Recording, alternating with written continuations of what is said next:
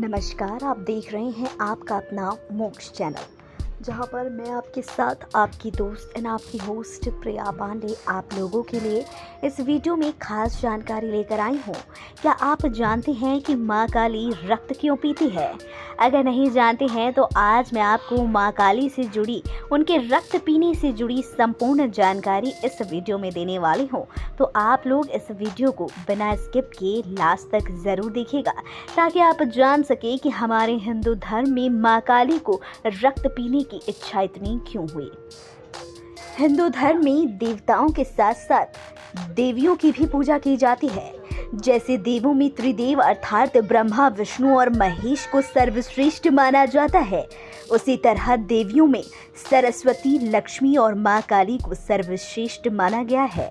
ऐसा माना जाता है कि देवी पार्वती ने ही दुष्टों का संहार करने के लिए मां काली का रूप धारण किया था। मां काली का रूप देखने में बड़ा ही भयावह लगता है। उनके हाथों में कपाट, रक्त से भरी कटोरी, लटकता नरमुंड और गले में मुंडों की माला उनके रूप को और भी भयावह बना देता है। लेकिन मैं आपको बताऊंगी कि आखिर मां काली को क्यों रक्त पीने की इच्छा हुई थी, उसकी पूरी जानकारी। रक्तबीज दैत्य की एक कथा है। स्कंद पुराण और दुर्गा सप्तशती की एक कथा के अनुसार पौराणिक काल में शंकुशिरा नामक एक अत्यंत बलशाली दैत्य का पुत्र अस्थिर च्यवन हुआ करता था, जो मनुष्यों की अस्थियां चबाया करता था। वो मनुष्य के साथ साथ देवताओं पर भी अत्याचार किया करता था। उसके अत्याचार से तंग आकर एक दिन देवताओं ने क्रोध में आकर उसका वध कर डाला। उसी काल में रक्तबीज नामक एक और दैत्य भी हुआ करता था। जब ये बात उसे पता चली तो वे देवताओं को पराजित करने के उद्देश्य से ब्रह्म क्षेत्र में ब्रह्मा जी को प्रसन्न करने के लिए घोर तप करने लगा। करीब 5 लाख वर्ष बाद रक्तबीज के घोर तपस्या से ब्रह्मा जी प्रसन्न होकर प्रकट हुए और उससे वरदान मांगने को कहा। भगवान ब्रह्मा को अपने सामने देखकर रक्तबीज ने सबसे पहले उन्हें प्रणाम किया और फिर बोला, हे परमपिता, अगर आप मुझे वरदान देना चाहते हैं तो मुझे ये वरदान दीजिए कि मेरा वध देवता, दानव, गंधर्व, यक्ष, पिशाच, पशु, पक्षी, मनुष्य आदि में से कोई भी ना कर सके और मेरे शरीर से जितनी भी रक्त की बूंदें जमीन पर गिरे उनसे मेरे ही समान बलशाली पराक्रमी और मेरे ही रूप में उतने ही दैत्य प्रकट हो जाए। तब ब्रह्मा जी ने कहा, हे रक्तबीज, तुम्हारी मृत्यु किसी पुरुष द्वारा नहीं होगी, लेकिन स्त्री तुम्हारा वध अवश्य कर सकेगी। इतना कहकर ब्रह्मा जी वहां से अंतर्ध्यान हो गए।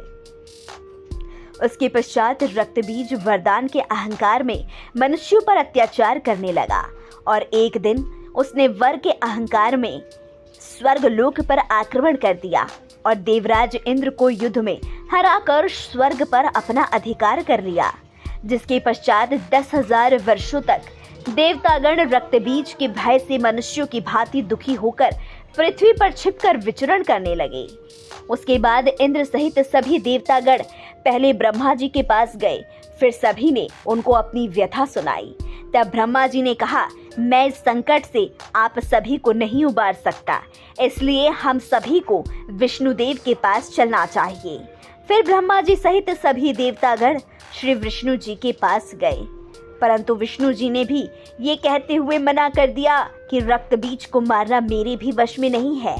फिर सभी देवता बैकुंठ धाम में कैलाश के लिए चल दिए, लेकिन जब वो वहां पहुंचे तो उन्हें पता चला कि भगवान शिव उस समय कैलाश पर नहीं बल्कि केदारनाथ क्षेत्र में सरस्वती नदी के तट पर विराजमान है। तत्पश्चात सभी देवतागण केदारनाथ धाम पहुंचे। वहां पहुंचकर देवताओं ने भगवान शिव को सारी बात बताई।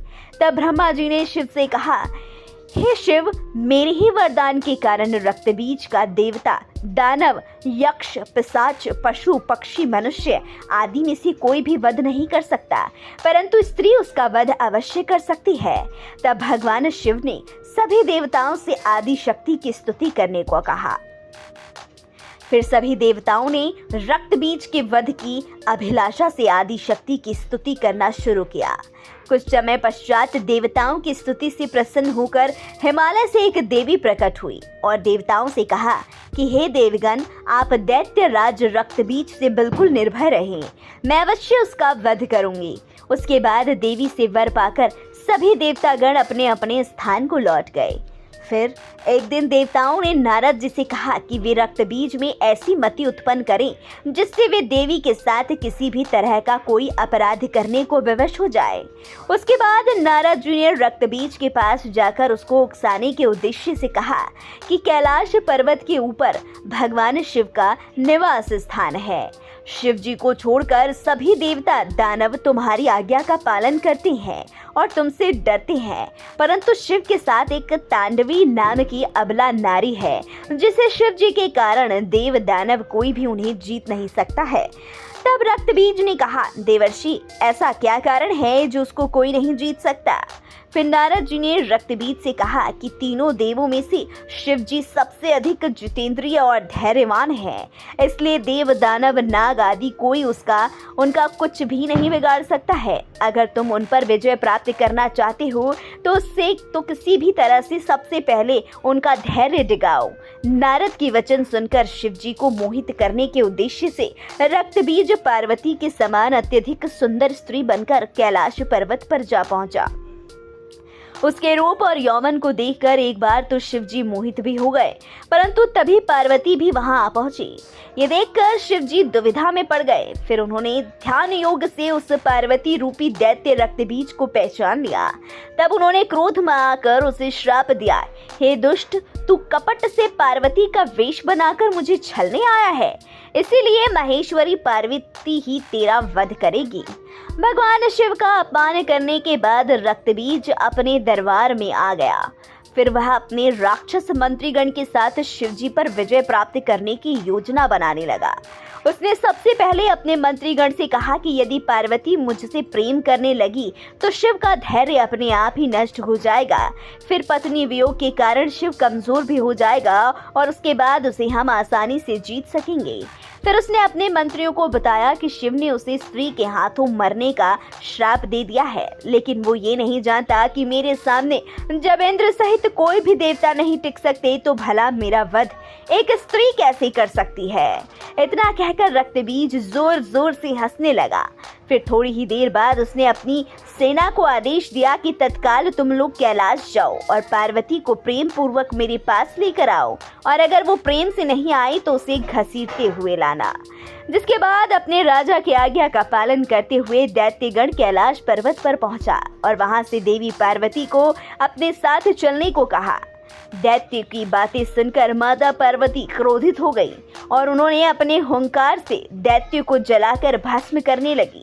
उसी समय कुछ दैत्य किसी तरह वहां से अपनी जान बचाकर रक्तबीज के पास पहुंचे और उसे माता पार्वती के पराक्रम के बारे में बताया।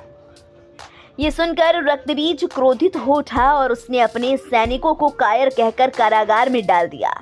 फिर रक्तबीज चंड मुंड आदि जैसे असंख्य दैत्यों के साथ कैलाश पर्वत पर पहुंचा और देवी के साथ युद्ध करने लगा। इस युद्ध में माता पार्वती सभी देवताओं की शक्तियों के साथ लड़ने लगी और चंड मुंड सहित सभी देवताओं का वध कर दिया। परंतु रक्तबीज के शरीर से जितनी भी रक्त की बूंदें धरा पर गिरती, उससे उसके समान ही एक और दैत्य उत्पन्न हो जाता। इसीलिए अभी तक उसका वध नहीं हो सका था। फिर देवी पार्वती ने मां काली का रूप धारण किया और अपना मुंह फैलाकर रक्तबीज का खून पीने लगी और इसी प्रकार अपनी जीभ फैलाई, जिससे कुछ रक्तबीजों को निगल गई और वह कुछ रक्तविहीन कर मार दिया। अंत में मुख्य रक्तबीज भी शूल आदि अस्त्रों से मारे जाने व उसका खून चूसे जाने से रक्तविहीन होकर धरती पर गिर पड़ा। इस प्रकार देवताओं सहित तीनों लोग रक्तबीज के नाश से प्रसन्न हो गया। इसीलिए मां काली को रक्त पीना पसंद है।